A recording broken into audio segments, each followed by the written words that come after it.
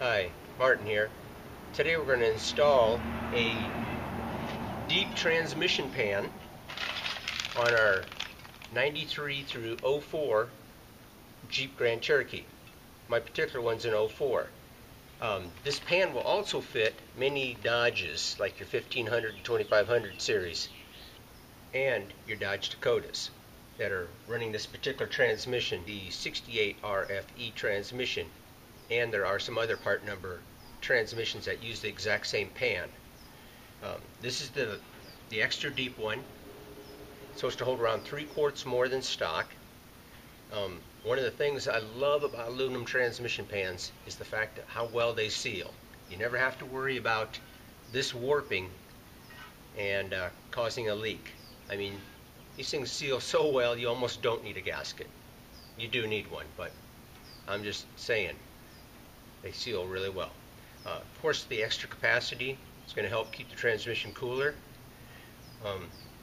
And I love the fact that you got a drain plug, which is nice.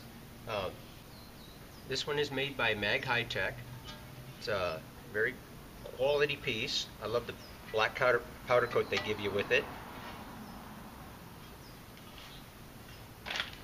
And it comes with all the hardware you're going to need, new bolts, the Allen wrench, everything you need there, and it also comes with a brand new gasket. Now since we're doing this, of course, we're going to change the transmission filter and new fluid, of course. Now, this is a new one for me. It has a spin-on filter, and I was seeing this on the parts list. I'm like, I don't see any spin-on filter on this transmission. Well, it's inside the transmission pan, which I think is pretty cool. So this would be a transmission I would not recommend doing a flush on only, because there's this filter inside that you're not changing out on a transmission flush. So if you're going to change the fluid on this, I would recommend you take off the transmission pan and put a new filter on. And then, of course, it will have the stock type screen that you'd have in a typical transmission. And I'm using the four-wheel drive transmission filter. It has a slightly longer pickup tube on it. And then other than the, you'll need the transmission pan, the gasket, the filter, and then I got 12 quarts of transmission fluid. I don't believe I'm going to need all of those. We're probably going to need around 7 to 9 quarts, I'm going to guess. And then you're going to need a transmission drain pan, and you're going to want one that probably holds at least 12 quarts, just in case. I also got a drip pan for the floor, totally optional. And this is because it's my neighbor's garage and I don't want to make a mess out of it.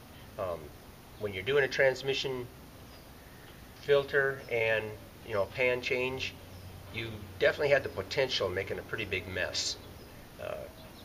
It's just kind of the nature of the beast with the transmission pan when you start dropping these bolts, and you're going to get fluid coming out big time.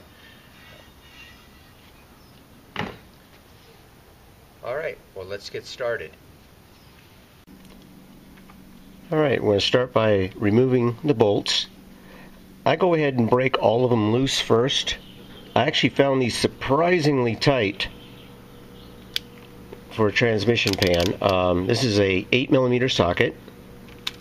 Use a 6-point socket. Like I said, I found these surprisingly tight. I'm just worried about if you used a 12-point that you might round off the bolt.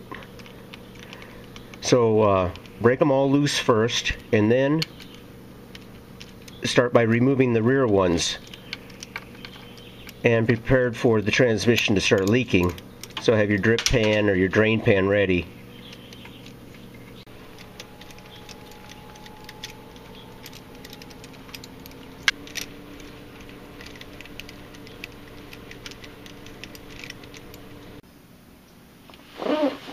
Okay, I got all the bolts removed except for the 4 front ones, and I have them loosened up quite a bit. The pan is actually starting to drip a little bit, but to get it going here, we're going to try to break this seal. Now I don't know if this is factory or not. I see a lot of silicone. I don't know the full history of this vehicle. Now, you can use like a beater screwdriver and a hammer, but what you want to do is be careful not to damage the transmission case.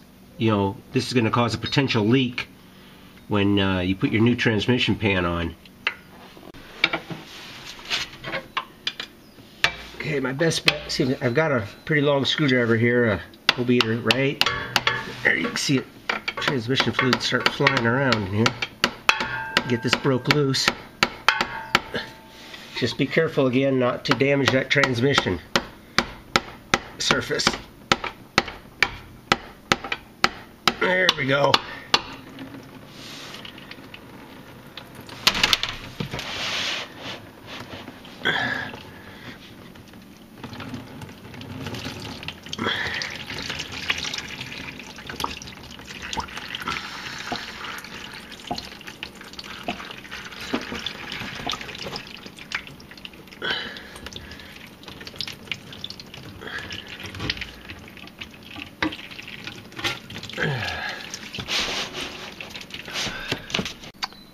And here's why I say it's a good idea to have a drip pan. You can see, even though I got a pretty good sized catch pan,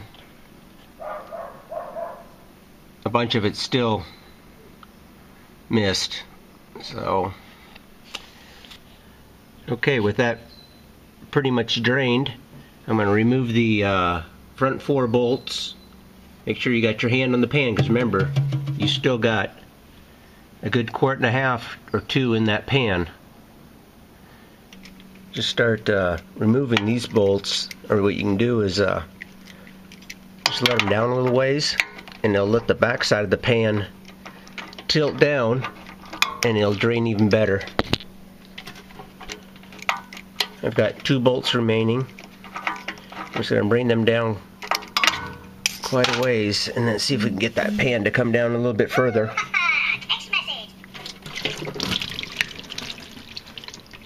There we go.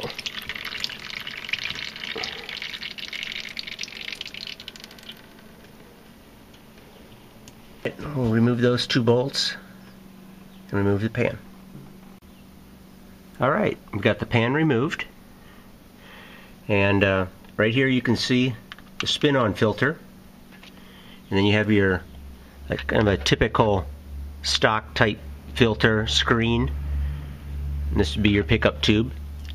And it has a 1T25 right here that holds that filter on. You need to remove that. And when we do that, expect to get some more fluid. It's kind of typical. Let's see what happens here. Nope, not this. Well, a little bit, yeah, come out of the filter.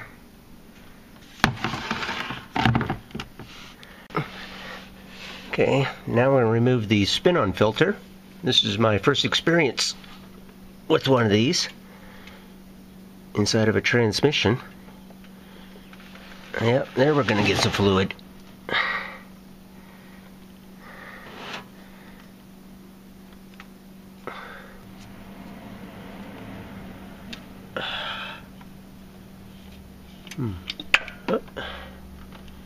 There we go.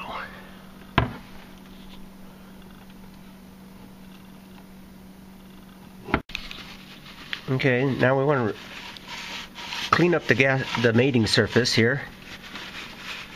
Like I said, I don't know if the silicone was a factory thing or if this was serviced once before.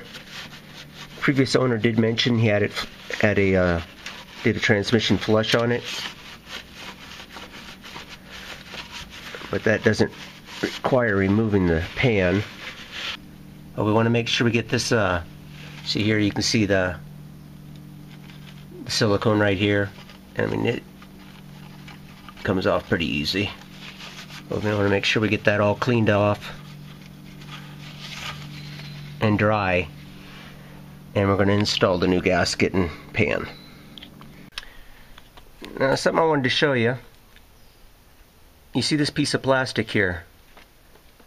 Okay, this, on mine, it spun right out. Now, your new filter comes with that already installed. Should this, when I spun this filter off, it stayed in here. And technically, you probably don't want that. Now, I happen to have this hexagon shaped, this is a 12 millimeter, which fits in there all right. You could use to remove this. I got a full set of these down at Harbor Freight for like 10 bucks or 12 bucks, something like that. And so they might, if that becomes a problem, you cannot get that out. You may have to go get yourself one of these to spin that out. And like I say, mine was finger tight in there, and it came right out anyway. But your new filter comes with this already attached. Let me show you. You see, right there, already comes with that piece in there. Alright. Put that right up there. This goes in hand tight.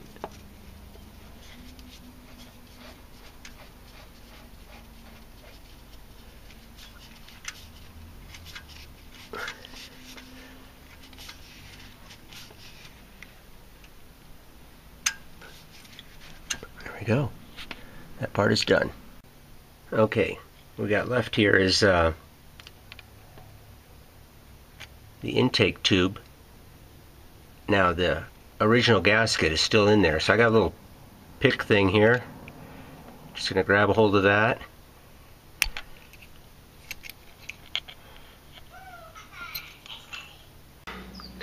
Alright, what I got here, I just grabbed a 13/16 socket.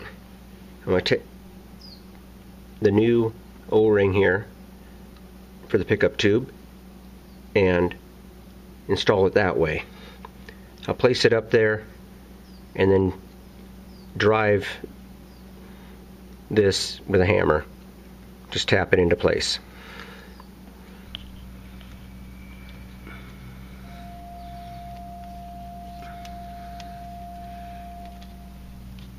Okay, it stays up there.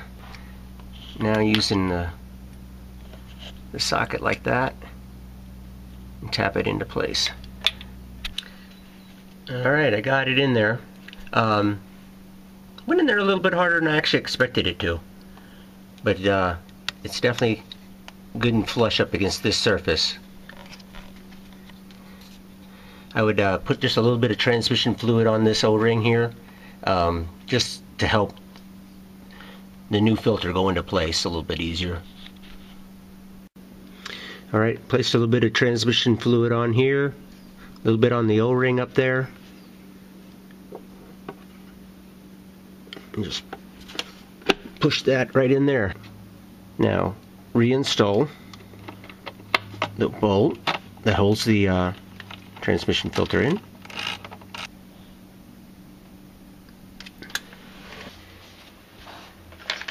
Now we're getting to the exciting part. We'll get this gasket on here. I'm going to use the one out of the Wix filter kit. I like that rubber gasket. I think that does a really good job sealing. Mag-Hytec here did come with a gasket. I'm sure it's a very quality gasket. And I just like this rubber one a little bit better. One thing I like about it, the holes are kind of small, and you put these bolts in here, and see the gasket is holding onto the bolt. You're using new bolts that come with your transpan.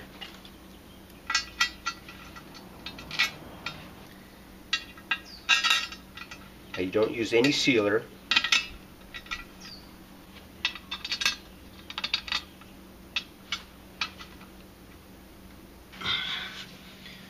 Okay, and before we bolt the pan into place, let's make sure the surface is nice and dry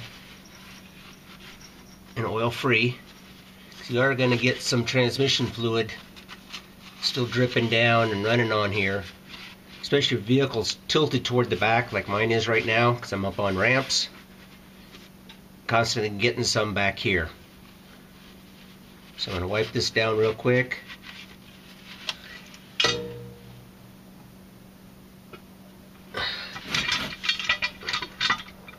I'll just get a couple of these bolts started.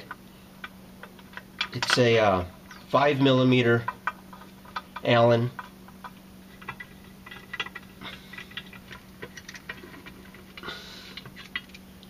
Just snugging these up, and then we're going to come back and torque them.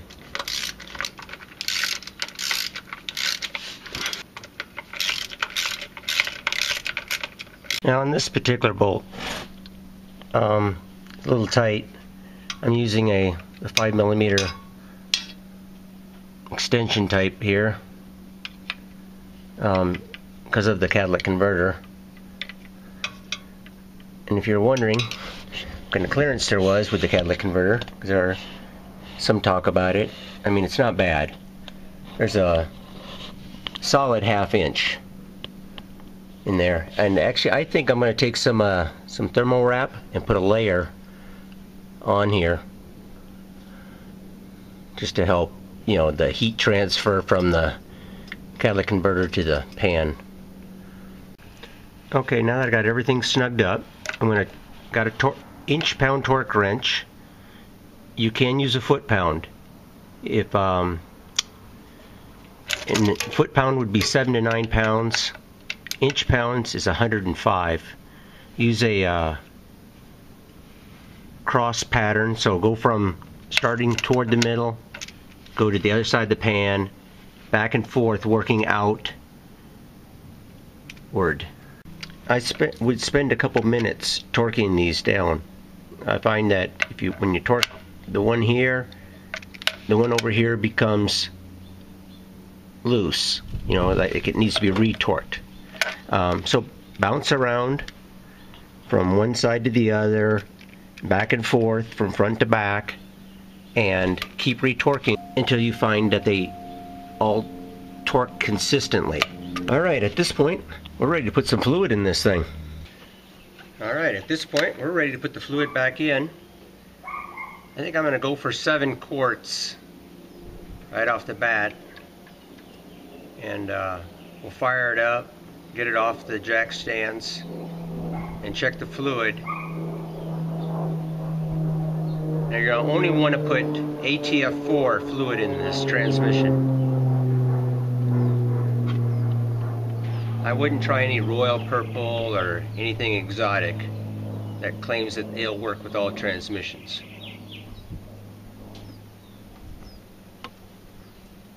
And then we'll get it up to normal operating temperature and then check the fluid again, and most likely have to add. Alright, took the Jeep out for a drive, got it up to normal operating temperature. And checked the transmission fluid several times. Ended up with 9 quarts exactly, being right to the top. So another success. No leaks whatsoever, and I didn't expect none because those aluminum pans seal so well because they got their material so thick. It's going to seal. So everything's working great. Thanks for watching, and please subscribe.